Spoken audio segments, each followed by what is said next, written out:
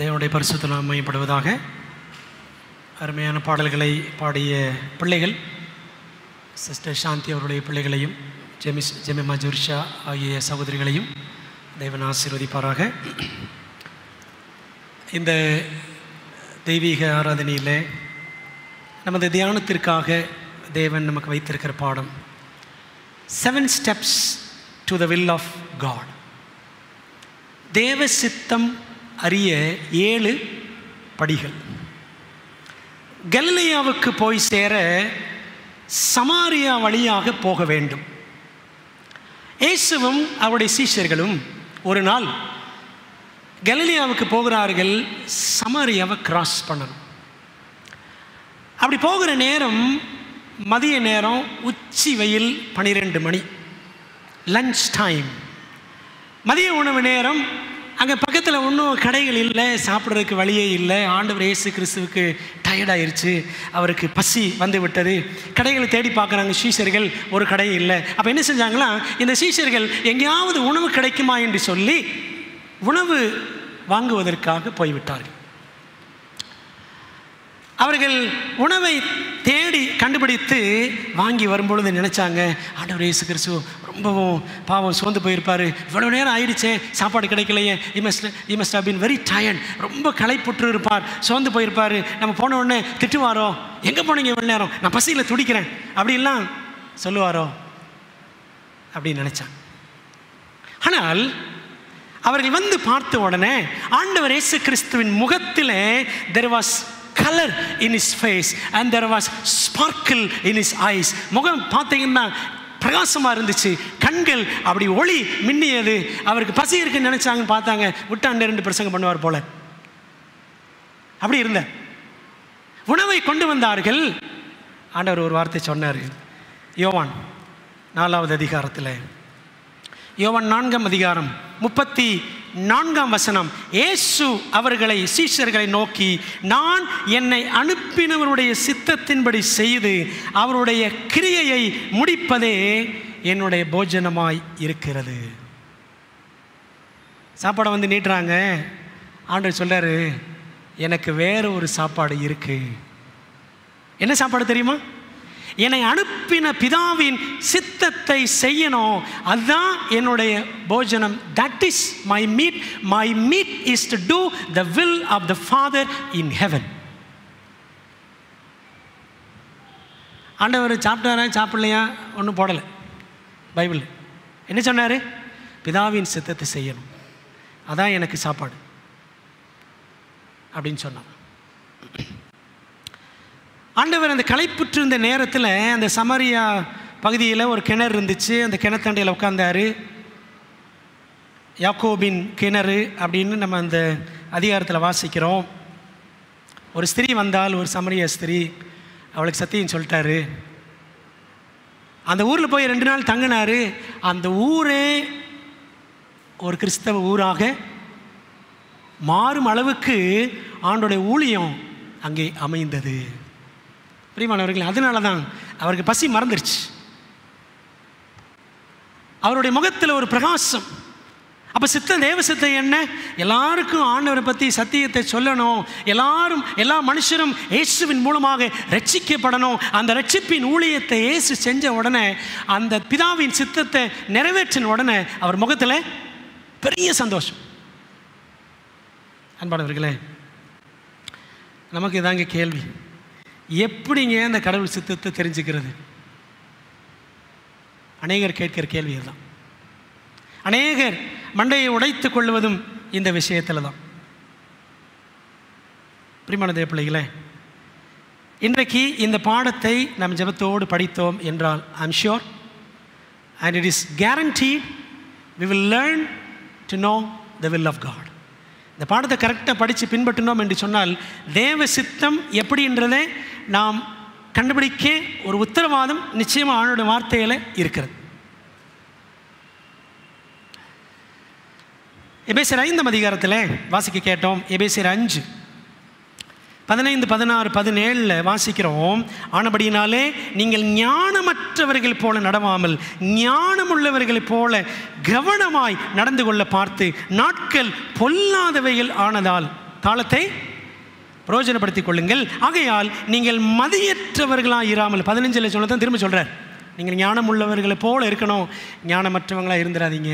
நீங்கள் மதியற்றவர்களாக இராமல் கர்த்தருடைய சித்தம் இன்னதென்று உணர்ந்து கொள்ளுங்கள். அப்படி ஒரு வாழ்க்கையை நம்முடைய கிறிஸ்தவ வாழ்க்கையாக இருக்கணும். Living according to the will of God. தேவ சித்தப்படியாக நம்முடைய வாழ்க்கை இருக்க வேண்டும். பொதுவாக நம்ம பெரிய பெரிய பிரச்சனைகளில் தான், கல்யாணம், வேலை, வெளிநாடு போகிறதா வேண்டாமா, பிஸ்னஸ் தொடங்கலாமா வேண்டாமா, இதில் தான் கடவுள் சித்தம் தேடணும்னு நினச்சிட்டு இருக்கிறோம். Only in major matters but not in minor things. சின்ன சின்ன விஷயங்கள் சின்னதே அதெல்லாம் எப்படிலாம் பரவாயில்ல, அப்படி அல்ல அன்பானவர்களே. பெரிய பிரச்சனைகள் மட்டுமல்ல, சின்ன சின்ன விஷயங்களிலும் தேவ சித்தம் அறிந்து நாம் செயல்பட வேண்டும். ஏனென்றால் நாம் எடுக்கிற சின்ன சின்ன தீர்மானம்தான் சில நேரத்தில் பெரிய தோல்வியாகவும் மாறும். ஆக இந்த நாளில் தேவ சித்தம் அறிய 7 படிகள் ஜெபம் பண்ணுமா. நல்ல தகப்பனே, இந்த நாளில் எங்களை அன்றாட வாழ்க்கைக்கும் ஆவிக்குரிய வாழ்க்கைக்கும் அவசியமான ஒரு பாடம் என்று நாங்கள் நிச்சயமாக உணர்கிறோம். ஆண்டவரே தகப்பனே, பல நேரங்களில் சுய சித்தம் செய்கிறோம். தேவ சித்தம் என்று ஒன்று இருக்கிறது என்பதை புரியாமல் தவிக்கிறோம். ஆண்டவரே, எங்களுக்கு உம்முடைய ஞானத்தை தாரும். ஆவியானவர் எங்களுக்கு இப்பொழுதும் உதவி செய்யும். ஆண்டவரே, நாங்கள் தூங்காமல் இருக்கணும், ஏனோ தானோன்னு இல்லாமல் இருக்கணும். ஆண்டவரே, கர்த்தருடைய சன்னிதானத்தில் கவனமற்றவர்களாய் இராமல் கர்த்தரோடு கற்றுக்கொள்ள கர்த்தருடைய ஆவியானவரை எங்களுக்கு தாரும். கர்த்தாவை சொல்லும்படியார்கள் கேட்கிறோம். நீர் பிறகு நாங்கள் சிறுக உதவி செய்யும். இயேசுவின் மூலம் ஜெபிக்கிறோம் நல்ல பிதாவே, ஆமென். முதலாவது படி, தேவ சித்தம் அறிய முதல் படி, தேவனுக்கு கீழ்ப்படிய முன் தீர்மானம் செய்யுங்கள். Pre decide to obey God. ஆண்டவருக்கு கீழ்ப்படிவேன் என்பது முந்தையே தீர்மானம் செய்திருக்க வேண்டும். சில நேரத்தில் சொல்லுவாங்க, என்ன சொல்லுவாங்க தெரியுமா, உங்கள் ஆண்டவர் குழந்தை கொடுக்கட்டும், அப்புறம் நான் வர்றேன் சர்ச்சுக்கு அப்படின்வாங்க. புரியுதா உங்களுக்கு? இது என்ன தெரியுமா? இது கீழ்ப்படியாமை. இது கீழ்ப்படியாமை தானே. அப்போ என்ன அர்த்தம்? ஆண்டவர் குழந்தை கொடுக்கலன்னா போ, நான் வரமாட்டேன். உண்மை தானே? இது கீழ்ப்படியாமையிலே சொல்லுவது. உங்கள் ஆண்டவர் கொடுக்கட்டும், அப்புறம் நான் வர்றேன், நான் ஜெபம் பண்ணியிருக்கிறேன், பார்ப்போம், ஆண்டவர் கொடுக்குறாருன்னு பார்ப்போம், அதுக்கப்புறம் நான் பக்தி ஆகிறேன். அப்படி கிடையாது பிரியமானவர்களே. முன் தீர்மானம் எப்படி இருக்குன்னா, ஆண்டவர் எனக்கு என்ன சொல்லுவாரோ, அவர் எனக்கு கொடுப்பாரோ கொடுக்க மாட்டாரோ, நான் கேட்குறத தருவாரோ தரமாட்டாரோ, அவருக்கு நான் என்ன செய்வேன்? கீழ்ப்படிவேன். யோபு சொன்னார்ல, அவர் என்னை கொன்று போட்டாலும் அவர் மேல் நம்பிக்கையாக இருப்பேன். யோபு 13:15 இருக்குல்ல, அதாங்க கீழ்ப்படிதல். அப்போது தேவ சித்தம் செய்வதில் முதல் விஷயம், தேவ சித்தம் அறிவதில் முதல் படி என்ன அப்படின்னா, தேவனுக்கு எந்த சூழ்நிலையிலும் நான் கீழ்ப்படிவேன். யோவான் 7:17 யோவான் 7:17 வாசிக்கிறேன். அவனுடைய சித்தத்தின்படி செய்ய மனது உள்ளவன் எவனோ. முதல்ல என்னங்க இருக்கணும்? அவர் சித்தத்தின்படி செய்ய முதல்ல என்ன இருக்கணும்? முதல்ல மனசு இருக்கணும். அதான் கீழ்ப்படி. மனது உள்ளவன் எவனோ அவன் இந்த உபதேசம் தேவனால் உண்டாயிருக்கிறதோ நான் என் சுயமாய் பேசுகிறவனோ என்று அறிந்து கொள்ளுவான். இந்த ஆண்டவர் நமக்கு பிடிக்காததான் எப்பவுமே செய்ய சொல்லுவார். தேவன் நமக்கு பிடிக்காததை செய்ய சொல்லுவார் என்று பலர் தேவ சித்தம் அறிய முற்படுவதே கிடையாது. சரிங்களா? அப்போ முதல் விஷயம், ஆண்டவருக்கு எந்த சூழ்நிலையிலும் கீழ்ப்படிவேன். இரண்டாவது படி என்னவென்றால், முழு காரியத்தையும் ஜெபத்தில் வையுங்கள். Keep the entire process in prayer. ஒரு விஷயம், ஒரு சிக்கல் அல்லது ஒரு முக்கியமான ஒரு காரியம் இருக்குன்னா முதல்ல என்ன செய்யணும்? அந்த காரியத்தை முழுக்க முழுக்க ஜெபம் பண்ணணும்.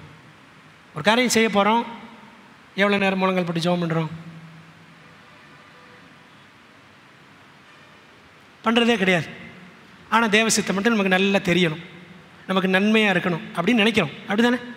ஆனால் செய்ய வேண்டியது என்ன தெரியுமா? முழு காரியத்தையும் ஜெபத்திலே வைக்க வேண்டும். ஒரு காரியத்தை பற்றி நாம் தீர்மானிக்க முயற்சி செய்யும் பொழுது பல குரல்கள் கேட்கும். நிறைய பேர் நிறைய விதமாக அப்படி இப்படி எல்லாம் சொல்லுவாங்க. இப்படி செய்யாதீங்க, அப்படி செய்யுங்க, அப்படி செய்யுங்க, இப்படி செய்யுங்க, நான் எனக்கு தெரியும் உனக்கு தெரியும். இந்த பிள்ளை பெறதுக்குள்ளே, இந்த முதல் பிள்ளையை பெறதுக்குள்ளே எல்லா அம்மாமார்களும் என்னென்னத்தையா சொல்லி பாவம் அந்த பிள்ளை பெற பெண்ணை பயமுறுத்தி விட்டுருவாங்க. பார்த்துருக்கீங்களா? அது ஐயோன்னு ஏன்டா மாசமானே அப்படின்னு யோசிப்பாங்க சார் எல்லாரும்.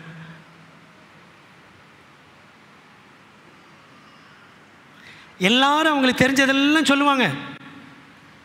சர்ச்சிலே அப்படித்தான், எல்லா ஆளுக்கும் ஒன்று சொல்லுவாங்க, எல்லாத்தையும் செய்ய முடியாது. சரிதானே? எல்லாரையும் பிரியப்படுத்த முடியாது. பிரியமானவர்களே, அப்போ என்ன பார்க்குறோன்னா, ஒரு காரியத்தை பற்றி தீர்மானிக்க முயலும்போது பல குரல்கள் கேட்கும். when you pray you are exercising the power of choice and saying God take control of the circumstances. ஜெபம் பல குரல்கள் கேட்கும். அந்த டைமில் நம்ம குரலை யார் கேட்கணும்? ஆண்டவர் கேட்கணும். அப்போ தான் அவர் குரலை நம்ம கேட்க முடியும். நம்ம நினைக்கிறோம் அவர் சொல்லிட்டாரு, இவர் சொல்லிட்டாரு, எங்கள் பாஸ்டர் சொல்லிட்டாரு அப்படின்னு அவ்வளோ முடிஞ்சு போச்சு அப்படின்னு போயிட்டே இருக்கோம். ஜெபம் பண்ணுறது கிடையாது. நீங்கள் ஜெபிக்கும் பொழுது உங்களுடைய தெரிந்தெடுக்கும் உரிமையை செயல்படுத்தி ஆண்டவரை பார்த்து, ஆண்டவரே இந்த எல்லா சூழ்நிலைகளையும் நீர் உங்களுடைய கட்டுப்பாட்டில் வைத்துக்கொள்ளும் என்று சொல்லுகிறோம். அதான் ஜெபம். And when you pray, you silence those voices that don't speak for you. நீங்கள் ஜெபிக்கும் பொழுது யார் ஆண்டவர் சார்பில் பேசலையோ, யார் தெய்வ பயத்தோடு பேசலையோ, அந்த குரல்கள் எல்லாம் நீங்கள் என்ன செய்கிறீர்கள்? அமைதிப்படுத்துகிறீர்கள். எல்லாரும் சொல்லுவாங்க, எல்லாரும் சொல்றதெல்லாம் செய்ய முடியாது.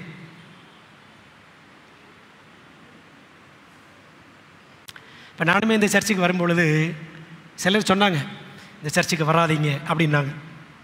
ஒரு சிலர் சொன்னாங்க, ஒரு சிலர் பாச எப்போ வருவீங்க அப்படின்னாங்க. எனக்கு என்னடா போகிறதா வேண்டாமா அப்படின்னு ஒரே குழப்பம், மண்டையெல்லாம் குழப்பமாக இருந்துச்சு.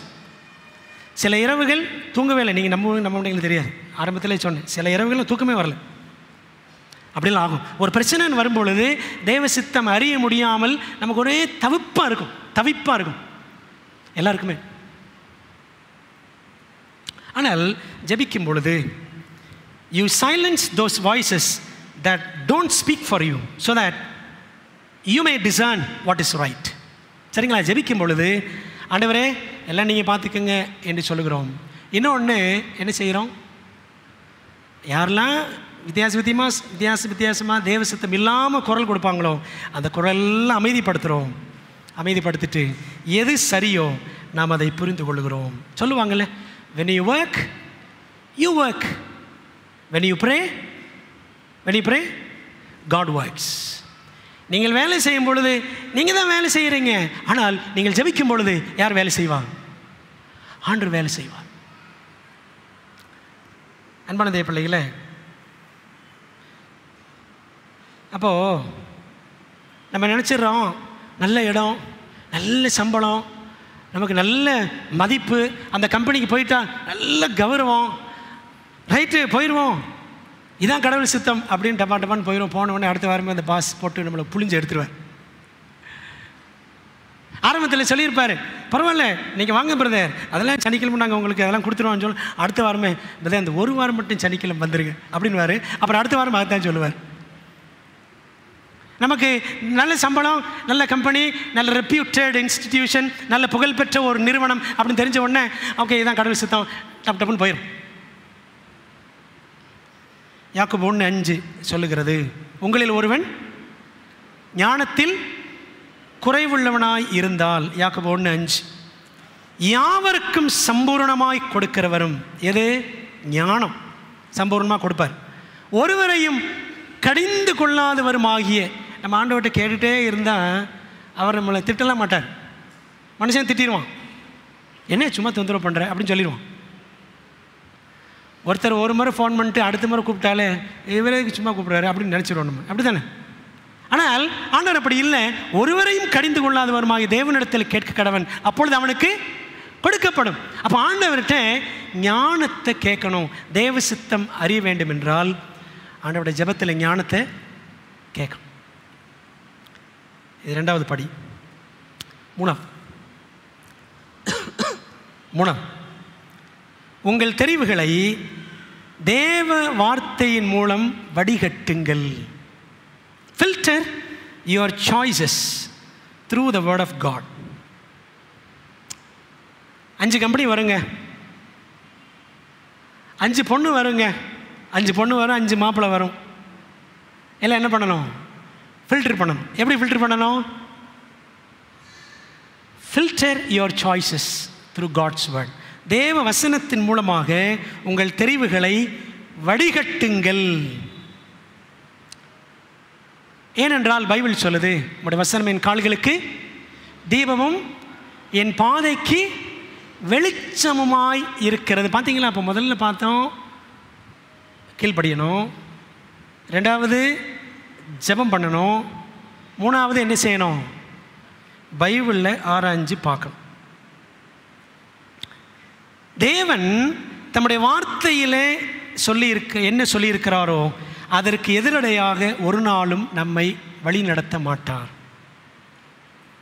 உதாரணத்துக்கு பாருங்களேன், சில விஷயங்கள்லாம் பைபிளில் அவுட் ரைட்டாக கட் அண்ட் ரைட்டாக ஸ்ட்ரெயிட்டாக இருக்கும், இதுதான் செய்யக்கூடாது அப்படின்னு இருக்கும். பாருங்களேன், டாஸ்மாகில் வேலை கிடச்சிருக்கு பாஸ்டர் எனக்கு. டாஸ்மாக், ஒருவேளை வெளிநாட்டில் இருக்கவங்களுக்கு டாஸ்மாக்னு தெரியாது. டாஸ்மாக் அப்படின்னா தமிழ்நாடு அரசாங்கத்தால் அங்கீகரிக்கப்பட்ட மதுபான கடைகள். சரி, நமக்கு தெரியும் டாஸ்மாகில் வேலை கிடச்சிருக்கு பாஸ்டர், எனக்கு நல்ல ப்ரேயர் பண்ணுங்கள், நான் எனக்கு கம்ப்ளீட்டாக வேலை அங்கே கிடைச்சிடும் பாஸ்டர் அப்படின்னு வந்தால் பாஸ்டர் ஜோம் பண்ணுவாரா? புரியுதுங்களா? பைபிள் என்ன சொல்லுது? இதுக்கு எதாவது பைபிள் எப்படி தேவ சித்தம் கண்டுபிடிக்குது? டாஸ்மாகில் வேலை செய்யலாமா கூடாதா? பைபிளில் டாஸ்மாகில் வேலை செய்யாதே அப்படின்னு இருக்கா வசனம்? அப்படிலாம் கிடையாது. நீதிமொழிகள் 20வது அதிகாரத்தில் வசனங்களில் பார்க்கணும். நீதிமொழி 20ல் 1ஆம் வசனம் சொல்லுது, என்ன சொல்லுது? திராட்சரசம் பரியாசம் செய்யும், மதுபானம் அமளி பண்ணும், அதனால் மயங்குகிற ஒருவனும் அதை குடிக்கிறவனே ஞானவான் கிடையாது. அப்போ அதை விற்கிறவன் ஞானவானா? புரியுது அவங்களுக்கு? நிறைய பேர் கேட்பாங்க, கடை வச்சுருக்கிற நம்ம அட்வென்டிஸ்ட் சகோதர சகோதரிகள்லாம் கேட்பாங்க, கடை பிஸ்னஸ் பண்ணுறவங்க, பாஸ்டர் நம்ம கடையில் சிகரெட் விற்கலாமா பாஸ்டர் அப்படின்வாங்க. ஏன் நீ குடிப்பியா? கேட்பேன் சில இடத்துல பசங்கிட்ட, நீங்கள் குடிப்பீங்களா? நான் குடிக்க மாட்டேன். அப்புறம் மற்றவங்களுக்கு கொடுக்கலாமா? ஐயோ அது எப்படி அப்படின்வாங்க. சரிங்களா? வசனத்தில் டைரெக்டாக கிடையாது சிகரெட் குடிக்காதே அப்படின்னு கிடையாது, சரிதானே? அப்போது there are principles in the Bible. பைபிளில் அந்த நியதிகள் இருக்குது, அதை கண்டுபிடிக்கும். புரியுதா உங்களுக்கு? இப்போ பைபிளில் பார்த்தீங்கன்னா டிவி பார்க்காதே அப்படின்னு கிடையாது, டிவி பார்க்காதுன்னு வசனம் கிடையாது. ஆனால் பைபிளில் அந்த பிரின்சிபிள் இருக்குது, தீங்கானதை கண்முன் வைக்காதே. இந்த டிவிக்கு ஒரு வசனம் சொல்லுவாங்க, மீகா 2:10 சொல்லுவாங்க, நீங்கள் வேணால் படித்து பார்த்துக்கு. மீகா 2ஆம் அதிகாரம் 10ஆம் வசனத்தை படித்து பாருங்கள்.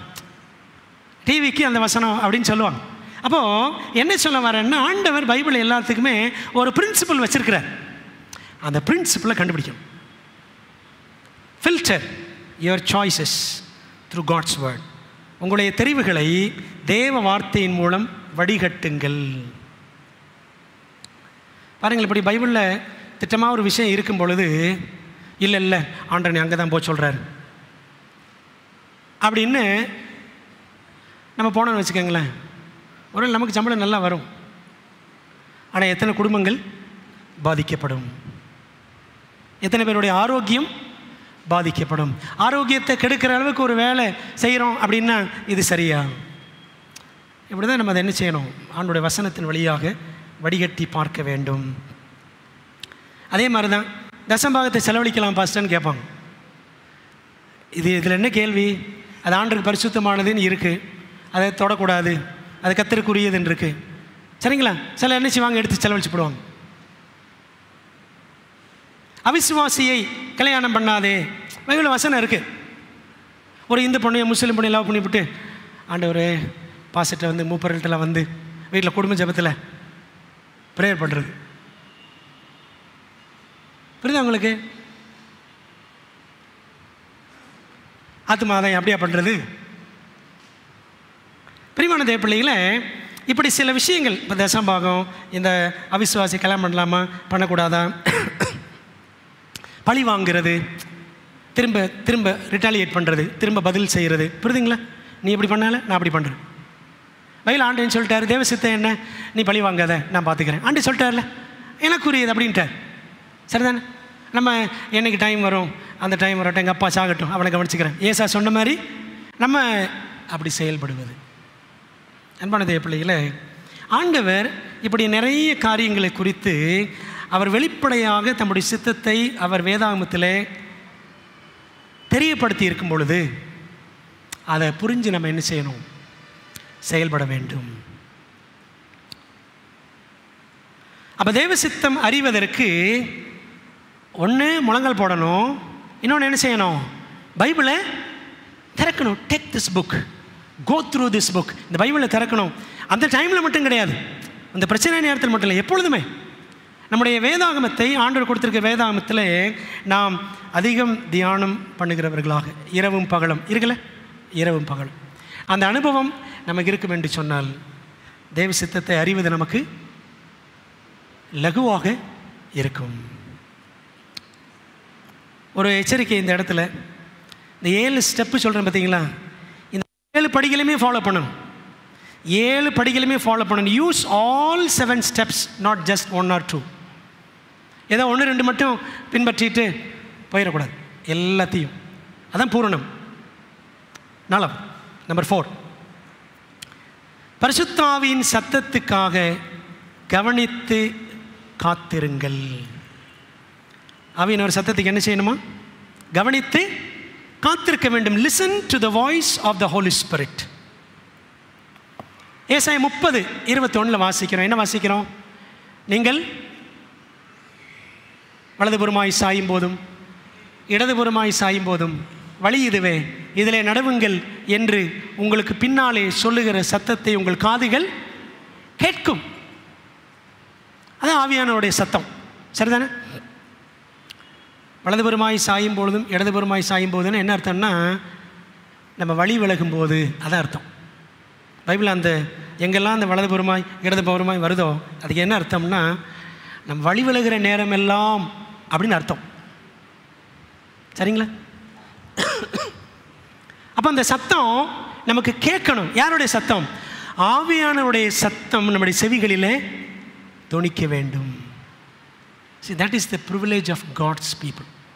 தேவ ஜனங்களுக்கு கிடைத்திருக்கிற ஒரு பெரிய ஸ்லாக்கியம் அதாங்க. வழி இதுவே, இதிலே நடவுங்கள் அப்படின்ற சத்தம் ஆண்டவர் கேட்க பண்ணுவார். அப்போ ஆவியின் சத்தம் கேட்க அவர் உருவாக்கின புத்தகத்தை வெளியே எடுத்து அத்துடன் நேரம் செலவிடணும். இது யார் கொடுத்தது? ஆவியானவர் தானே கொடுத்தாரு. 2 தீமோத்தேயு 3:16 தானே வாசிக்கிறோம்.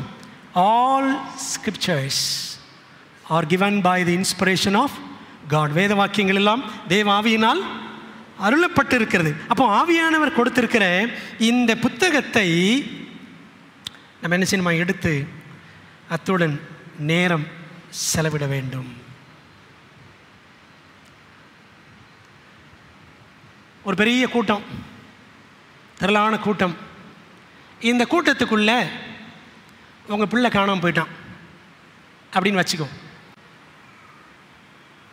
மிஸ் ஆகிட்டாங்க, காணோம், ஒய்ஃபை காணோம் அப்படின்னு வச்சுக்கோமே. ஒய்ஃபை காணோம், எங்கேயோ மிஸ் ஆகிட்டாங்க. அந்த கூட்டத்தில் நம்முடைய வாழ்க்கை துணையோ பிள்ளையோ சத்தம் கூட்டு தான் நமக்கு கண்டுபிடிக்க நமக்கு தெரியுமா தெரியாதா? தெரியுமா தெரியாதா? மம்மி அப்படின்னு ஒரு வேளை பிள்ளை கூப்பிட்டாலும், என்னங்க அப்படின்னு ஒய்ஃப் கூப்பிட்டாலும் தெரியுமா தெரியாதா? தெரியுமா தெரியாதா? தெரியுங்க. அதே போல தான். ஏன் அப்படி தெரிஞ்சிருது நமக்கு? அழுத்துக்கிட்டு சொல்லாதீங்க, இதைத்தானே இந்த குரலைத்தானே டெய்லி கேட்குறேன் அப்படி சொல்ல வேண்டாம். நமக்கு நன்கு அவங்களோட பேசி பழகி நேரம் செலவழித்து அன்பாக அவங்களோட நம்ம பேசி இருந்தோம் அப்படின்னா அந்த குரலை நம்ம கேட்ட உடனே தெரிஞ்சிடும். அதே போல தாங்க நம்ம தேவனோடு ஜெபத்தில் வேத வசனத்தில் நம்ம நேரம் செலவிட ஆண்டோட குரல் நமக்கு கேட்கும். நம்ம கேட்கும். ஆண்டு கண்டிப்பாக உதவி செய்வார். நமக்கு ஏன் கேட்கல தெரியுமா?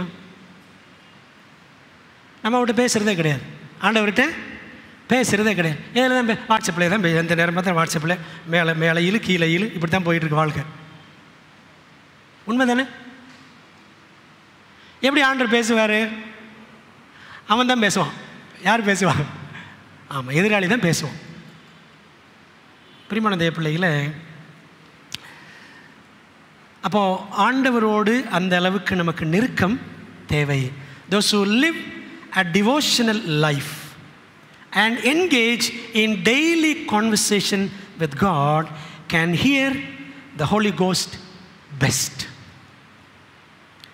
தினந்தோறும் அந்த தியான வாழ்க்கை, ஜெபம் பண்ணுறதுக்கும் பைபிள் படிக்கிறதுக்கும் நேரம் செலவிடுகிற அந்த வாழ்க்கை. அதனால தான் பாருங்களேன், வாட்ஸ்அப்பு குரூப் ஓப்பன் பண்ணி இதெல்லாம் படிங்க அப்படின்னு ஒருத்தவங்க அதுக்காக நேரத்தை தியாகம் பண்ணி செய்ய வேண்டியது இருக்குது. ஒருவேளை இதை செய்யலைன்னா கண்டிப்பாக தனிப்பட்ட முறையில் படிக்கிற பிள்ளைகள் படிக்கத்தான் செய்வாங்க. ஆனால் இப்படி முயற்சி எடுத்தும் செய்யலையே. இப்போ முயற்சி எடுக்காமல் இருந்தால் எந்த பிள்ளைகள் செய்யும்? யார் படிப்பா? யோசித்து பாருங்களேன். இது பிள்ளைகளுக்கு மட்டும் இல்லை, பெரியவங்களுக்கு சொல்கிறேன். பைபிள் படிக்கிறோமா? ஜெபம் பண்ணுறோமா? ஓய்வு நாள் பாட புத்தகத்தை ஒழுங்காக படிக்கிறோமா? கிடையாது.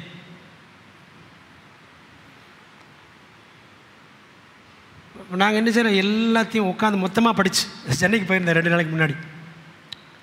டைம் இல்லை, எல்லாம் பயங்கர டைட்டான ஒர்க்கு. 2 நாள் ரெக்கார்டிங் போனோம்.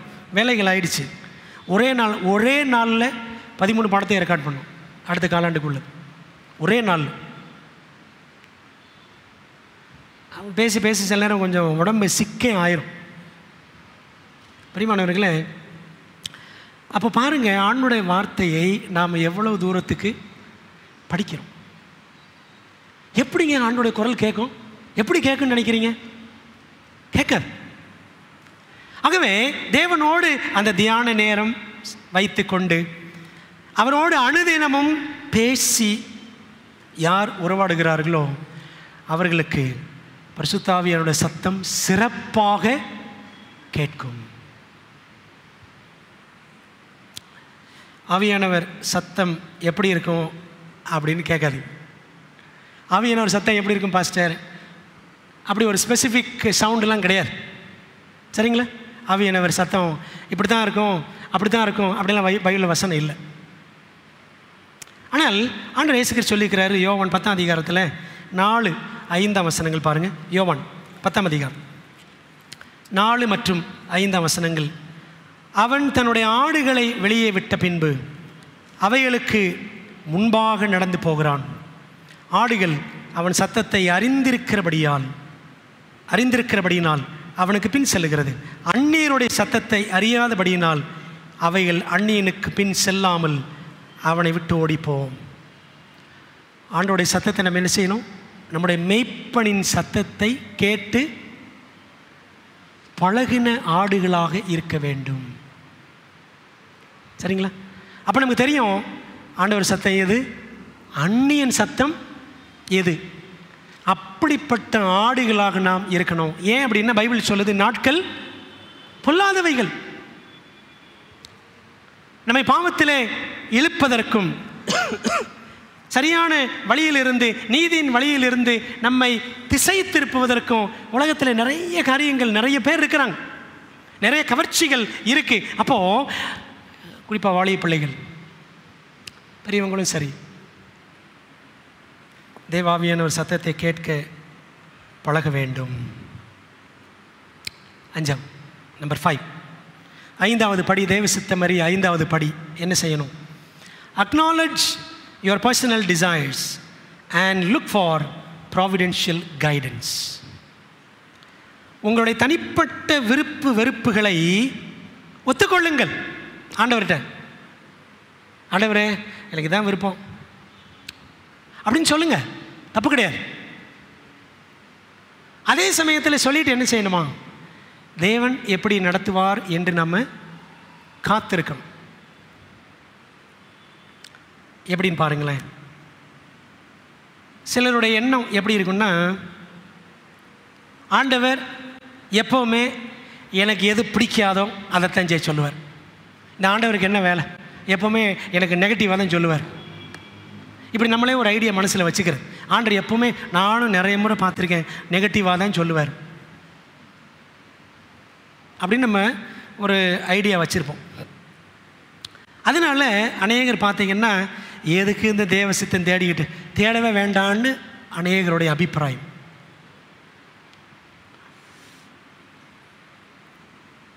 ஆனால் பைபிளை பாருங்களேன். You look a different picture of God in the Bible. Bible என்ன பார்க்குறோம் பாருங்கள். சங்கீதம் 37:4 வாசிக்கிறோம். என்ன வாசிக்கிறோம்? கர்த்தரிடத்தில் மனமகிழ்ச்சியாயிரு, அவர் உன் இருதயத்தின் வேண்டுதல்களை உனக்கு அருள் செய்வார். உன்னுடைய இருதயத்தின் வேண்டுதல்கள், delight yourself in the Lord. கர்த்தருக்குள் மனமகிழ்ச்சியாக இருங்க, அவர் உன் இருதயத்தின் வேண்டுதல்களை அவர் நிறைவேற்றுவார். இன்னொரு வசனம் பாருங்களேன், இதே மாதிரி இன்னொரு வசனம் நீதிமொழிகள் 10:24 என்ன வாசிக்கிறோம்? Proverbs 10:24 என்ன வாசிக்கிறோம்? நீதிமான் விரும்புகிற காரியம் அவனுக்கு கொடுக்கப்படும். அவனுக்கு கொடுக்கப்படும், ஆனால் நீதிமானாக இருக்கணும். புரியுதா உங்களுக்கு? நீதிமான் விரும்புகிற காரியம் அவனுக்கு கொடுக்கப்படும். சரிங்களா? நீதிமான் யார்? நீதிமான் யார்னா, அவருக்கு பயந்து அவருடைய கட்டளைகளை எவன் கை கொள்ளுகிறானோ அவனே நீதிமான். எசேக்கியேல் 18:9 வாசிக்கிறோம். எசேக்கியேல் 18:9 சொல்லுது, ஆண்டோடைய கட்டளைகளை உண்மையாக கடைபிடிக்கிற பிள்ளைங்க அவங்க தான் நீதிமான்கள். அப்போ என்ன அர்த்தம்னா, சிம்பிளாக சொன்னால், ஆண்டவருடைய வழிகளில் நடக்கணும். அப்படி நடக்கிற பிள்ளைகள் நீதிமான்கள். ஆண்டவர் அவங்களுக்கு என்ன விருப்பமோ அதை ஆண்டவர் நிச்சயவார் கொடுப்பார். சரிங்களா? அப்போது நாம் சுய சித்தம் செஞ்சுக்கிட்டு, நமக்கு இஷ்டமானதே செஞ்சுக்கிட்டு, ஆண்டவர் நமக்கு நல்லது தரணும் அப்படின்னு நினைப்பது எதிரடையானது. ஒரு சின்ன உதாரணம் சொல்கிறேன் பாருங்களேன். உங்களுடைய தனிப்பட்ட வெறுப்புகளை ஆண்டவருக்கு தெரியப்படுத்துங்க, ஆனாலும் அவருடைய தெய்வீக நடத்துதலுக்கு காத்திருங்கள். இப்போ பாருங்களேன், ஆண்டவர் இயேசு கிறிஸ்து சிலுவையில் தொங்கணும். அவருக்கு அதில் அந்த தனிப்பட்ட வெறுப்பை காமிக்கலையா? எப்படி காமிச்சார்? நீ பைபிள் படித்து பாருங்களேன். ஆண்டவரே, இந்த பாத்திரம் என்னை விட்டு நீங்கள் கூடுமானால். அப்போ அவருக்கு என்ன இருந்துச்சு? இந்த சிலுவை பாடு நீங்கனா நல்லா தான் இருக்கும் அப்படின்னு அவருக்கு மனசில், நீங்கள் கூடுமானால் நீங்கட்டும் அப்படின்னு சொன்னார். ஆகிலும், புரியுதா உங்களுக்கு? என்னுடைய சித்தம் இல்லை, உம்முடைய சித்தம். புரியுதுங்களா? இது தாங்க அக்னாலஜிங் அவர் பர்சனல் டிசையர்ஸ். சிம்சோன், நான் அடிக்கடி சொல்லுவேன், என்ன சொன்னா? இந்த பெலிஸ்திய திம்னாத்தில் இருக்கிற ஸ்திரீ, இவளை தான் கல்யாணம் பண்ணுவேன், இவளை என் கண்ணுக்கு பிரியமானவள் அப்படின்னு ஆண்டவர்கிட்ட சொல்லலை. யார்கிட்ட சொன்னான்? அம்மா அப்பாட்ட சொன்னான். ஆனால் இன்றைக்கி நிறைய பிள்ளைங்க அம்மா அப்பாட்ட சொல்கிறதும் கிடையாது, அதுவும் கிடையாது. அம்மா அப்பா அவங்களுக்கெல்லாம் என்ன தெரியும்? அவங்களுக்கெல்லாம் ஒன்றும் தெரியாது. they don't understand anything, they are too old brother. அம்மா அப்பா அவங்களுக்கெல்லாம் வயசாகி போச்சு அப்படின்னு சொல்லி இன்றைக்கி பிள்ளைகள் ரொம்ப ஞானமாக நடப்பது போல் மதியீனமாக நடக்கிறதை நாம் பார்க்கிறோம். அன்பானவர்களே, அப்போ பாருங்கள், ஆண்டவர் நமக்குன்னு தனிப்பட்ட வெறுப்புகள் இருக்கும். ஆனால் ஆண்டவருடைய பரிபூர்ண சித்தம் என்ன? சரிங்க, நல்லா தெரிஞ்சுக்கோங்க. தேவனுடைய சித்தத்தில் 2 இருக்குது. ஒன்று நம்மது சுய சித்தம், நம்மது நாம செய்கிறது. தேவனுடைய சித்தம் எடுத்தால் 2 இருக்குது. ஒன்று தேவனுடைய நன்மையும் பிரியமும் பரிசுத்தமுமான சித்தம். படிக்கிறவங்க ரோமர் 12 அவருடைய நன்மையும் பரிசுத்தமும் அவருடைய பிரியமமான சித்தம்னு ஒன்று இருக்குது, பரிபூர்ணமான சித்தம். ஆண்டோடைய பரிபூர்ண சித்தம்னு ஒன்று இருக்குது. பரிபூர்ண சித்தம் எப்படின்னா, ஆண்டவரே உம்முடைய சித்தம், நீர் என் வாழ்க்கையை உன் கையில் கொடுக்குறேன், நீங்கள் பார்த்துக்கங்க. அதான் பரிபூர்ண சித்தம். அனுமதி சித்தம்னா என்ன? இல்லை ஆண்டவரே எனக்கு இதுதான் வேணும், இந்த பொண்ணைத்தான் நான் கட்டுவேன். ஆண்டவர் பிலேயாம்கிட்ட சொல்லிட்டார். பிலேயாம்கிட்ட என்ன சொல்லிட்டார்? ஃபஸ்ட் டைம் போய் விசாரித்தான். ஆண்டவரே இந்த மோவாபின் அரசன் பாலாக்கு வந்து கூப்பிட்றான், ஆண்டவரே இஸ்ரவேல் ஜனங்களை சபிக்கிறதுக்காக போகலாமான்னு. முதல் ஆண்டு என்ன சொல்லிட்டாரு? முதல்ல என்ன சொல்லிட்டாரு? வேணான்னு சொல்லிட்டார். இவங்க அடுத்த முறை வந்து இன்னும் கொஞ்சம் காட்டுறான், நான் உனக்கு நான் இதை கொடுக்குறேன் அதை கொடுக்குறேன் அப்படின்னோடனே இவனுக்கு ஆசை வந்துடுது. ஆசை வந்துட்டு திரும்ப கேட்குறான், ஆண்டவரே போகலாமா? ஆண்டவர் என்ன சொன்னார்? சரி போ, அனுமதிச்சார். போன அனுப்பிச்சி விட்டார். கடைசி நிலைமை என்னாச்சு? பைபிள் நீங்கள் படித்து பாருங்கள். பிலேயாம அவனை வெட்டி கொண்டாங்கன்னு இருக்கு பைபிளில். பிலேயாம என்ன செஞ்சாங்களாம்? வெட்டி கொண்டாங்க அவனை. அன்பானவர்களே, ஆண்டவர் அவருடைய பரிபூர்ண சித்தம்னு ஒன்று இருக்குது. அதை ஒன்ஸ் காட்டுவாருங்க, ஒரு முறை ஆண்டவர் காட்டுவார். இல்லை இல்லை நான் எனக்கு என்ன விருப்பமோ அதுதான். சிம்சோன் மாதிரி இப்படி தான் நான் போவேன். போ, கடைசியில் என்ன ஆகும்? கண்ணுக்கு பிரியமானவன் சொன்னாங்க, அவன் கண்ணு ரெண்டையும் பிடிங்கிட்டாங்க. சரிதானே? படிச்சிருக்கோம்ல. அப்போது இந்த சிம்சோனுக்கு தெரியும், இந்த மாதிரி விருத்த சேதனம் இல்லாத இந்த புறஜாதி பெண்களை கல்யாணம் பண்ணக்கூடாது அப்படின்னு தெரியும். அம்மா சொன்னாங்க, அப்பா சொன்னாங்க, ரெண்டு பேரும் மனோவாவும் மனைவியும் சொன்னாங்க, ஏன்பா இஸ்ரவேலில் உனக்கு வேறு பெண்களே கிடையாதா? புரியுதுங்களா? கடைசியில் வேணாயிட்டான். கண் போன போக்கிலே போனான், கடைசியிலே கபோதி ஆனான். கபோதினா தெரியல, ரெண்டு கண்ணும் போச்சு. பிரியமான தேவப்பிள்ளையில், அப்போ ஆண்டவர் சில காரியத்தை எக்ஸ்பிளிசிட்டாக வெளிப்படையாக சொல்லியிருப்பார். அப்போ ஏன் இந்த சிம்சோனுக்கு இவ்வளோ கஷ்டம் வந்துச்சுன்னா, அவனுக்கு வெளிப்படையாக தெரியும் தேவ சித்தம் இது கிடையாது அப்படின்னு தெரியும். இல்லை இல்லை நான் இப்படி தான் பண்ணுவேன்னு போனால் ஆண்டவர் விட்டுருவார். விளைவுகளிலிருந்து ஆண்டு நினைச்ச மாட்டார், காப்பாற்ற மாட்டார். God will not save us from the consequences. அனுமதி சித்தத்தில் பரிபூர்ண சித்தம் பார்த்தீங்களா? தேவனுடைய பரிபூர்ண சித்தத்தில் பிரச்சனை இருக்காது. ஆனால் தேவன் அனுமதிக்கிற சித்தம், ஆண்டவரே இதுதான் வேணும், சரி போ அப்படின்னு விடுவார். அனுமதி சித்தத்தில் என்ன இருக்கு தெரியுமா? விளைவுகள் இருக்கும். அந்த விளைவுகளை சந்திக்கும் பொழுது ஆண்டவர் அந்த விளைவுகளிலிருந்து காப்பாற்ற மாட்டார், பட்டு தான் ஆகணும். ஆனால் ஆண்டவர் மன்னிப்பார். ஆனால் விளைவுகளிலிருந்து தேவன் நமக்கு விடுதலை கொடுக்க மாட்டார். பாருங்களேன், சிகரெட் குடிக்கலாம் தெரியும், குடிக்கூடாதுன்னு தெரியும், ஆனால் முடியல. ஆண்டவர் மன்னிப்பார். ஆனால் விளைவுகள் வருமா? வரத்தான் செய்யும். ஆக பிரியமான தேவ பிள்ளைகளை, எனக்கு பிடிக்காததையே தான் இவன் செய்ய சொல்லுவான் என்று ஆகாப் போல தேவனை குறித்த தப்பெண்ணம் நம்மிடத்தில் இருக்கக்கூடாது. கில்லையாத்தில் உள்ள ராமோத்தின் இடத்த போய் ஜெயிக்கலாமான்னு சொல்லி ஒரு விசாரணை. யோசபாத் ஆகாப் ராஜா ரெண்டு பேரும் ஜமந்தி ஆயிட்டாங்க. சரிங்களா? யோசபாத் யூதாவின் அரசன், ஆகாப் இஸ்ரவேலின் அரசன். யோசபாத் தான் பையனை ஆகாபுடைய மகள் அத்தாளியில் கொடுத்துட்டா எல்லாம் ஜமந்தாக்காரங்க ஆகிவிட்டாங்க. அது ஒரு தப்பான சம்பந்தம். அப்போ அந்த கிலையாத்தில் உள்ள ராமோத்தை போய் ஜெயிக்கலாமான்னு உடனே இந்த ஆகாப் என்ன செய்வார்? 400 தீர்க்கதரிசிகள் எல்லாம், பாகால் தீர்க்கதரிசி வந்துட்டு அதெல்லாம் போகலாம், அதெல்லாம் ராஜா போனால் ஒப்பு கொடுப்பார் அப்படி பண்ண உடனே யோசபாத் சொன்னார், கர்த்தருக்கு பயந்த தீர்க்கதரிசி யாருமே கிடையாது அப்படின்னு உடனே ஆகாப் என்ன சொன்னார்? ஆமாம் ஒருத்தன் இருக்கிறான், அவன் பேர் என்ன? மிகாயா. அவன் என்ன சொல்லுவான்? எப்போ பார்த்தாலும் என்னை பற்றி அவன் தப்பாக தான் சொல்லுவான்.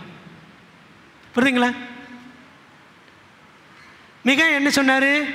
நீங்கள் வீட்டில் போய் 1 ராஜாக்கள் 22ஆம் அதிகாரத்தில் படித்தா தெரியும். ஒரே ஒரு வசனத்தை மட்டும் படிப்போம். 18ஆம் வசனம், 1 ராஜாக்கள் 22 வசனம் 18 என்ன சொல்லுது பாருங்க, வாசிக்கிறேன்.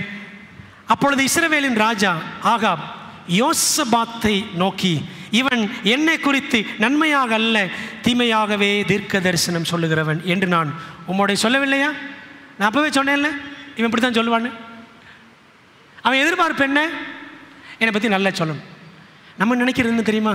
நம்ம ஆண்டவர்கிட்ட கேட்டோம்னா எனக்கு எப்பவுமே அவர் பாசிட்டிவாக தான் சொல்லணும், அப்படி தான் நினைக்கிறோம்.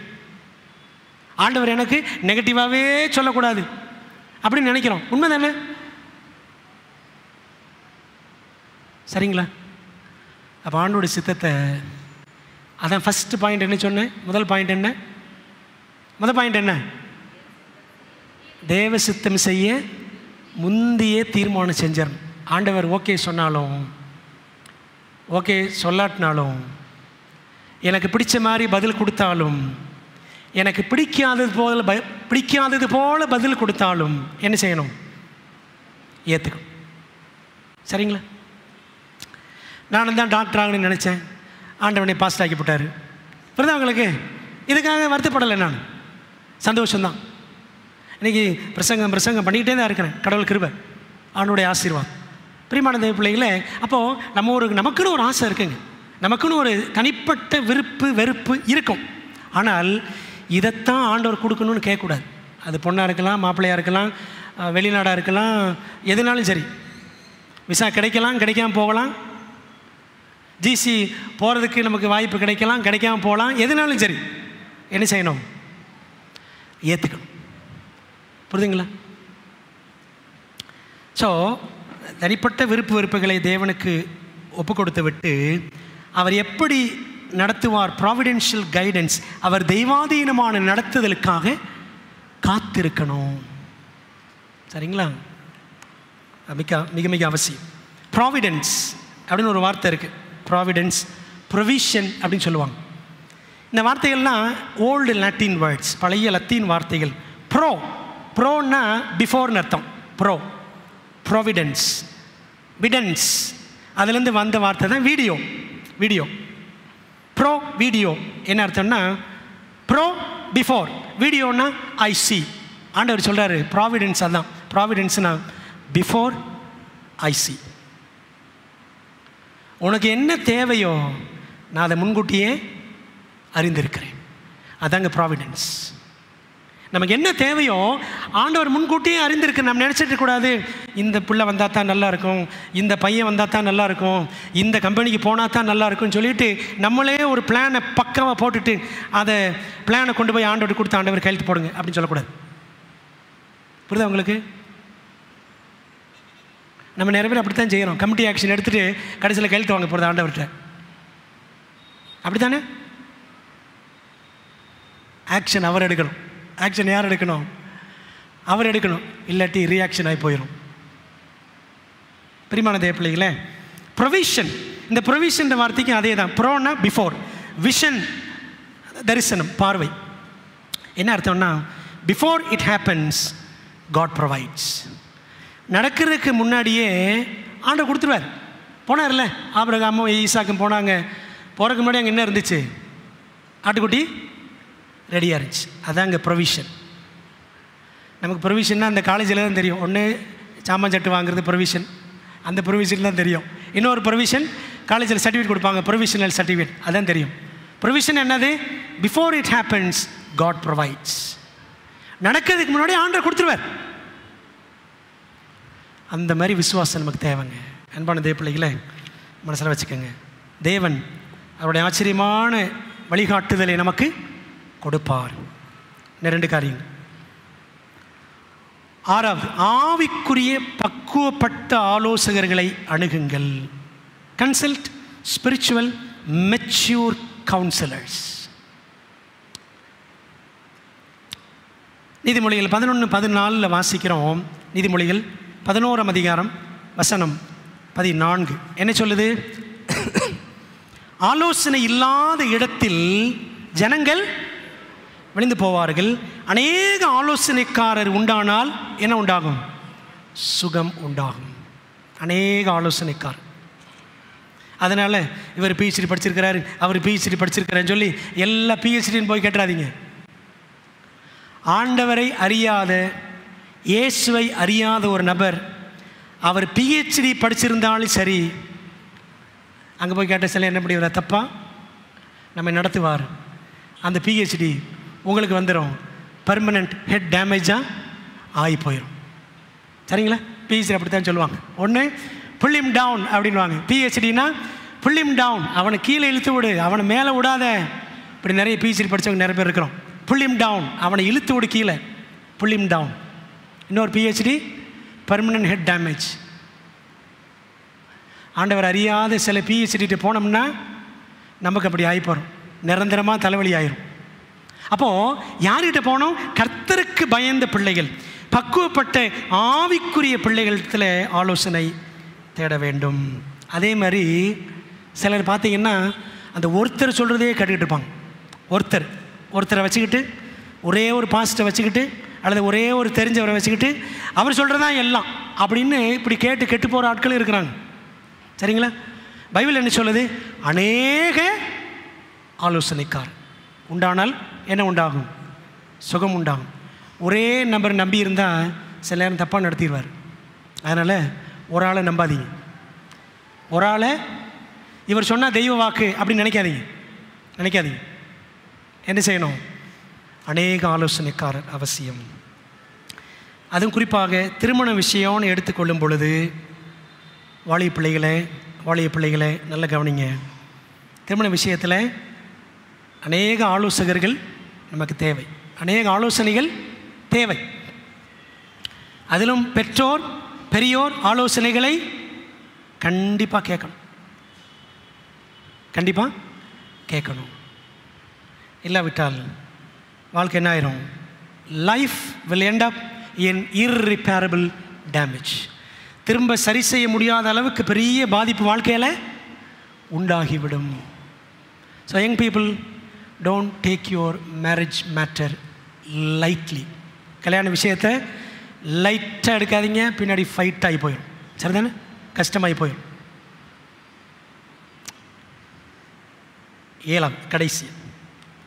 ஏழாவது ஸ்டெப், ஏழாவது படி. என்ன படி? தேவனின் சமாதானத்தை நாடுங்கள். Seek God's peace. ரொம்ப அழகான ஒரு பாடம் இந்த ஏழாவது பாடம். கொலோசையர் 3:15 வாங்க. கொலோசையர் 3:15 என்ன சொல்லுது? தேவ சமாதானம் உங்கள் இருதயங்களில் ஆழக்கடவுது. let the peace of God reign in your hearts. தேவ சமாதானம் என்ன செய்யணுமா? இருதயத்தில் ஆளுகை செய்யணும். சிம்பிளாக எப்படின்னா, ஒரு காரியம் செய்ய தொடங்கும் பொழுதே, ஒரு காலேஜில் நீங்கள் சேர போகிறீங்க அப்படின்னு எடுத்துக்கோங்க, அல்லது ஒரு பெண்ணையோ மாப்பிள்ளையோ கல்யாணம் பண்ண போகிறீங்க வச்சுக்குவோம், அல்லது ஒரு பிஸ்னஸ் ஒன்று ஸ்டார்ட் பண்ண போகிறீங்க அப்படின்னு வச்சுக்குவோம். ஏதாவது ஒன்று ஒரு இஷ்யூ எடுத்துக்கங்க. இதை எடுத்துக்கொண்டு இந்த காரியத்தை நம்ம செய்ய தொடங்கும் பொழுது எல்லாமே ஒரே குழப்பமாகவே போகுதுன்னு வச்சுக்கோங்களேன். எல்லாம் குழப்பமாகவே தான் போகுது. அப்படின்னா step on the brakes, shift in to reverse, seek the place of peace. என்ன பண்ண தெரியுமா? உடனே ஒரு பிரேக்கை போட்டு ரிவர்ஸ் அடிக்கணும், பின்னாடி போகணும். இந்த காரியம் சரியாக தெரியல, பின்னாடி போயிட்டு என்ன செய்யணும்? என்ன செய்ய வேண்டியது? என்னது? சமாதானத்தை தேடணும். ஒரு காரியத்தில் சமாதானமே இல்லைன்னு வச்சுக்கோங்களேன், that is a sign it is not God's will. புரியுதா உங்களுக்கு? ஒரு விஷயத்தை செய்ய தொடங்கி அதில் சமாதானமே இல்லை, பிரச்சனை பிரச்சனை பிரச்சனை பிரச்சனை அப்படின்னா ஆண்டவர் அப்படியும் பேசுவார், எப்பா இது சரியில்லை, ரூட்டை மாற்று, பாதையை மாற்று. ஆண்டவர் பேசுவார். ஆண்டவர் நேரில் வந்தாலும் பேச மாட்டார், நேரில் வந்தாலும் சொல்ல மாட்டார். அப்படி தான் பேசுவார். பைபிள் வழியாக பேசுவார், ஜெபத்தில் நமக்கு உணர்த்துவார், ஆலோசனைக்காரர்கள் நம்மகிட்ட பேசுவார், ப்ராவிடென்ஷியல் கைடன்ஸ். சில காரியங்கள் செய்யும்பொழுது பாருங்கள், அப்படியே ஒரு முயற்சி எடுப்போம், டக்கு டக்குன்னு எல்லாமே நடக்கும். சரிங்களா? Providential guidance. அப்படி கூட ஆண்டவர் தெய்வாதீனமாக நடத்துவார். இதுக்கெல்லாம் நம்ம மைண்ட் எப்படி இருக்கணும்? ஓப்பனாக இருக்கணும். நம்மளாம் ஒரு பிளான் வச்சுக்கிட்டு இதுதான் அப்படின்னு ஃபிக்ஸ்டாக இருக்கக்கூடாது. விளங்குதா? அன்பான தேவ பிள்ளைகளே, இதுக்கு நல்ல உதாரணம் யார் அப்படின்னா கர்த்தராகிய இயேசு கிறிஸ்து. அவரை கைது செய்து, நிந்தித்து, அடித்து, துப்பி, வேதனைப்படுத்தி, காயப்படுத்தி, எல்லாவித செய்யக்கூடாத காரியங்கள் எல்லாம் இயேசு கிறிஸ்து செஞ்சாங்க. திரள் கூட்டம் நினைத்தது, ஜனங்கள்லாம் நினைச்சாங்க இவர் எப்படியோ தப்பிச்சிருவாரு. யூதாஸ் அப்படித்தான் நினைச்சான், எப்படியோ தப்பிச்சிருவாரு அல்லது அற்புதம் செய்வார் அப்படின்னு நினைச்சாங்க. திடீர்னு தம்முடைய சக்தியை, தெய்வ வல்லமையை அவர் வெளிப்படுத்தி எல்லாரையும் காலியாக்கிடுவார், இவர் ராஜாவாகிடுவார் அப்படின்னு நினைச்சாங்க. ஒன்றுமே நடக்கல. இயேசு கிறிஸ்து எப்படி இருந்தார்? அவர் இருதயத்தில் தேவ சமாதானம் இருந்துச்சா இல்லையா? இருந்துச்சு. எல்லாம் திட்டுனாங்க, சமாதானமாக போய்கிட்டே இருந்தார். அவர் ஆணிகள் அடிக்கப்பட கையை நீட்டின பொழுது ஏதோ ஒரு அரசன் செங்கோலை பெறுவதை போல கைகளை நீட்டினார். அவருக்கு முள்முடி சூடும் பொழுது ஒரு அரசன் மணிமகுடம் சூடுவது போல தன் தலையை அவர் கொடுத்தார். சிலுவையில் அடித்து அவரை தூக்கி அந்த மரத்தில் நிறுத்தின பொழுது சிங்காசனத்தில் உட்காருகிற ராஜாவை போல அவர் கம்பீரமாய் சிலுவையில் பாடுகளை ஏற்றுக்கொண்டார். எங்கேயுமே அவர் என்ன செய்யலை? முறுமுறுக்கலை, யாரையும் பயமுறுத்தலை. சுயத்திற்காக, சுயநலத்திற்காக அவர் தெய்வ சக்தியை பயன்படுத்தவும் இல்லை. காரணம் என்னன்னு தெரியுமா? கெத்செமனேல அவர் சொல்லிட்டாரு, பிதாவே இந்த பாத்திரமனை விட்டு நீங்க கூடுமானால் நீங்கட்டும், ஆனாலும் not my will but thine be done, என்னுடைய சித்தம் இல்லை உம்முடைய சித்தம் செய்யப்பட கடவுதுன்னு அவர் ஒப்பு கொடுத்துட்டாருங்க. அன்பான தேவ பிள்ளைகளே, ஸோ இட் வாஸ் நாட், ஒரு எழுத்தாளர் சொல்கிறாரு, it was not crucifixion, it was a coronation for Christ. அந்த சிலுவை அவள் அறையப்பட்டது ஏதோ சிலுவை பாடு கிடையாது, அவருக்கு கிடைச்சது மணிமுடி சூடும் விழா. அந்த மாதிரி அவர் என்ன செஞ்சாராம்? தேவ சமாதானத்தில் உள்ளத்தை ஏற்றுக்கிட்டு, தேவ சமாதானத்தை ஏற்றுக்கொண்டு அவர் அந்த பாதையில் சந்தோஷமாக போயிட்டார். சரிங்களா? அதாங்க தேவ சமாதானம். ஆண்டோடைய சித்தத்தை ஒப்பு கொடுத்து ஒரு காரியத்தை செய்யும் பொழுது அதில் ஆண்டோடைய சமாதானம் அன்று அழகாக நடத்துவார், ரொம்ப சமாதானமாக எல்லாம் நடத்துவார். அதான் தேவ சித்தம் இருக்கிற விஷயம். எல்லாத்தையும் தேவனுக்கு தெரியப்படுத்துங்கள். பிலிப்பியர் 4:6-7 வாசிக்கிறோம். நீங்கள் ஒன்றுக்கும் கவலைப்படாமல் எல்லாத்தையும் என்ன செய்யுங்க? ஜெபத்தோடும் வேண்டுதலோடும் தேவனுக்கு தெரியப்படுத்துங்கள். அப்பொழுது எல்லா புத்திக்கும் மேலான தேவ சமாதானம். என்ன அர்த்தம்னா, ஆண்டு ஒப்பு கொடுத்து செயல்பட்டோன்னா ஒரு சமாதானம் வருங்க. இந்த சமாதானத்தை வேறு யாருமே புரிஞ்சுக்க முடியாது. என்னப்பா இவ்வளோ பிரச்சனை, இவ்வளோ சமாதானமாக இருக்கிறான்? Peace of God which surpasseth all understanding. நமக்கு இருக்கிற இந்த சமாதானத்தை உலகத்தில் யாருமே புரிஞ்சுக்க முடியாது. அதான் எல்லா புத்திக்கு மேலான தேவ சமாதானம் உங்கள் இருதயங்களையும் சிந்தைகளையும் கிறிஸ்து இயேசுக்குள்ளாக காத்துக்கொள்ளும். So when you make a right decision, God seals it with his peace. சரியான தீர்மானம் செய்யும் பொழுது தேவன் அதில் தம்முடைய சமாதானம் என்ற முத்திரையை குத்துவர். When you find God's will, you will experience God's peace. தேவ சித்தத்தை கண்டுபிடித்தால் நம்ம என்ன அனுபவிப்போம்? தேவ சமாதானத்தை அனுபவிப்போம். 7 படிகள் ரிப்பீட் பண்ணிடலாமா? முதல் பாடம் என்ன? தேவனுக்கு கீழ்ப்படிய முன் தீர்மானம் செய்யுங்கள். Pre decide to obey God. ரெண்டாவது, முழு காரியத்தையும் ஜெபத்திலே வையுங்கள். Keep the entire process in prayer. மூணாவது, உங்கள் தெரிவுகளை தேவ வார்த்தையின் மூலம் வடிகட்டுங்கள். Filter your choices through the word of God. நாலாவது, listen to the voice of the Holi Spirit. தேவ ஆவியான ஒரு சத்தத்தை கவனித்து காத்திருங்கள். ஐந்தாவது, உங்களை தனிப்பட்ட விருப்பு வெறுப்புகளை தேவனிடத்தில் ஒத்துக்கொண்டு தேவன் நடத்துதலுக்காக காத்திருங்கள். Acknowledge your personal desires, likes and dislikes to God and wait for providential guidance. ஆறாவது, ஆவிக்குரிய பக்குவப்பட்ட அநேக ஆலோசகர்களை அணுகுங்கள். Consult many spiritual mature counselors. ஏழாவது, தேவ சமாதானத்தை நாடுங்கள். Seek God's peace. பிரியமானவர்களே, ஒப்படைப்போம். கர்த்தர் நிச்சயமாக நம்மை நடத்துகிற தேவன், அவர் இன்னும் நடத்துவார். கர்த்தர் நம்மை ஆசீர்வதிப்பாராக. பரிசுத்தம் நிறைந்த எங்கள் அன்புள்ள பரமபிதாவே, இந்த அற்புதமான ஓய்வு நாளுக்காக ஆண்டவருக்கு ஸ்தோத்திரம் செலுத்துகிறோம். ஆண்டவர் எங்களுக்கு காலையிலிருந்து இப்பொழுது வரைக்கும் கற்றுக் கொடுத்த நல்ல பாடங்கள், ஆண்டவரே நாங்கள் மையப்படுத்தி கேட்ட பாடல்கள், படைத்த காணிக்கைகள் எல்லாவற்றுக்காக ஆண்டவருக்கு ஸ்தோத்திரம். சபையில் கூடி கர்த்தரை ஆராதிக்க தந்த தருணத்திற்காக நன்றி. இந்த நாளிலே வந்திருக்கிற நம்முடைய பிள்ளைகள், விசுவாச பிள்ளைகள் எல்லாரையும், விருந்தினர்களாக பல்வேறு இடங்களிலிருந்து வந்திருக்கிற பிள்ளைகளையும், ஆன்லைனில் இணைந்திருக்கிற யாவரையும் ஆண்டவர் ஆசீர்வதியும் தகப்பனே. கர்த்தாவே, எல்லாருக்கும் சந்தோஷம், சமாதானம், ஆசீர்வாதம், பரலோக ஆவியின் வல்லமை எல்லாம் கொடுத்து நீர் அனுப்பும்படி வேண்டுகிறோம். விசேஷமாக அன்புள்ள தகப்பனே, உம்முடைய சித்தத்தை, தேவனுடைய நன்மையும் பிரியமும் பரிபூர்ணமான பரிசுத்தமான சித்தம் இன்னதென்று அறிந்து ஆண்டவரே, இந்த பொல்லாத நாட்களில் நாங்கள் மதியற்றவர்களாய் இராமல் தேவ சித்தம் அறிந்து செயல்பட கர்த்தர் எங்களுக்கு உதவி செய்யும். எங்களை வாழிய பிள்ளைகளுக்கு ஆண்டவர் விசேஷ கிருபைகளை நீர் தர வேண்டும் என்று ஜெபிக்கிறோம் தகப்பனே. கர்த்தாவே, சிம்சோனை போல நாங்கள் சுய சித்தம் செய்து விடாதபடி கர்த்தாவே, கிறிஸ்துவை போல் தேவ சித்தம் செய்கிறவர்களாக எங்களை மாற்ற வேண்டும் என்று நாங்கள் ஒப்புக் கொடுக்கிறோம் தகப்பனே. ஒவ்வொரு நாளும் நாங்கள் தீர்மானங்கள் செய்கிறோம்.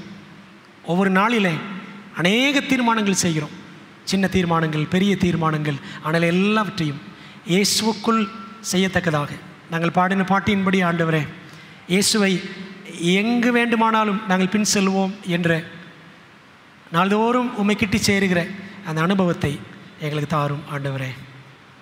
இந்த நாளில் கர்த்தாவே, ஒருவேளை இங்கே இருக்கிற கர்த்தருடைய பிள்ளைகள் பல காரியங்களுக்காக பலவிதமான போராட்டங்களோடு வந்திருந்தால் ஆண்டவர் ஒவ்வொருவருக்கும் தேவ சித்தம் அறிகிற கிருபைகளை தந்து நீர் வழிநடத்தும்படி நாங்கள் ஜெபிக்கிறோம். எங்கள் நலனில் மிகவும் அக்கறை உள்ள ஆண்டவர், ஆவியினர் மூலமாக பேசுகிறீர், ஆட்கள் மூலமாக பேசுகிறீர், நல்ல பக்குவப்பட்ட ஆலோசகர்கள் மூலமாக பேசுகிறீர் ஆண்டவரே. எங்களை சுற்றிலும் நடக்கும் சம்பவங்கள் மூலமாக பேசுகிறீர், பைபிள் வழியாக பேசுகிறீர் ஆண்டவரே. நீர் பேசும் தெய்வம், நாங்களோ உம்மிடத்தில் பேசாதவர்களாகவே இருக்கிறோம் ஆண்டவரே. எங்களை மாற்றும் தகப்பனை, எங்களை ஒப்புக் கொடுக்குறோம், எங்களை வழி நடத்தும் கர்த்தாவே. இந்த நாளில் சில விண்ணப்பங்கள் இப்படி பாகத்தில் வைக்கிறோம். சகோதர ராஜபாண்டி அவர்களுக்கு நல்ல சுகம், விடுதலையை தாரும். அதுபோல் ஆண்டவரே, பொதும்பு, வரிச்சியூர், கீழ்மதிகட்டான் இந்த பகுதிகளெல்லாம் நடக்கிற ஊழியங்களை ஆண்டவர் கிருபையாக ஆசீர்வதியும். ஊழியத்து போகிற எல்லா பிள்ளைகளையும் வழி நடத்தும். தேவக்கரம் கூட இருப்பதாக கர்த்தாவே. இந்த நேரத்தில் 10 நாட்கள் ஜெபத்திற்காக ஜெபிக்கிறோம். வர புதன்கிழமையிலிருந்து சாயங்காலந்தோறும் நடக்க போகிற இந்த 10 நாட்கள் ஜெபத்தை ஆசீர்வதியும். உற்சாகமாக எல்லாரும் கலந்து கொள்ள ஆண்டவர் நீர் அருள் புரிய வேண்டும் என்று கெஞ்சுகிறோம்ப்பா. எங்களை தாழ்த்துகிறோம், எங்கள் ஜெபத்தை ஏற்றுக்கொள்ளும், எங்களை ஆசீர்வதித்து அனுப்பும். இந்த நாளை உமக்கு பிரியமாக தொடர்ந்து செலவிட ஆண்டவர் எங்களுக்கு அருள் தாரும், ஆசீர்வதித்து அனுப்பும். இயேசுவின் மூலம் ஜெபிக்கிறோம், ஜெபங்கேலும் நல்ல பிதாவே, ஆமென். பரமண்டலங்களில் இருக்கிற எங்கள் பிதாவே, உடைய நாமம் பரிசுத்தப்படுவதாக, உடைய ராஜ்யம் வருவதாக, உடைய சித்தம் பரலோகத்தில் செய்யப்படுவது போல் பூமியிலும் செய்யப்படுவதாக. எங்களுக்கு வேண்டிய ஆர்த்தி என்று எங்களுக்கு தாரும். எங்கள் கடனாளிகளுக்கு நாங்கள் மன்னிக்கிறது போல் எங்கள் கடன்களை எங்களுக்கு மன்னியும். எங்கள் சோதனைகள் பிரவேசிப்படாமல் தீமையை ரட்சித்துக் கொள்ளும். ராஜ்யம் வல்லமை மகிமையும் என்றென்றைக்கு விடுவீங்களே, ஆமென். என் ஆத்துமாவே கர்த்தரை ஸ்தோத்திரி, என் முழு உலகமோடு பரிசுத்த நாமத்தை ஸ்தோத்திரி. என் ஆத்துமாவே கர்த்தரை ஸ்தோத்திரி, அவர் செய்த சகல பாவங்களையும் மறவாதே, ஆமென். நம்முடைய கர்த்தராக இருக்கிற இயேசு கிறிஸ்துவின் கிருபையும் பிதாவாகிய தேவனின் அன்பும் ஆவியானவரின் ஐக்கியமும் ஆசீர்வாதம் தேவதூதர்களின் காவலி வழி நடத்துகிறோம் நம்ம எல்லாரோடும் இன்றும் என்றும் சதா காலங்களிலும் தங்கியிருப்பதாக, ஆமென்.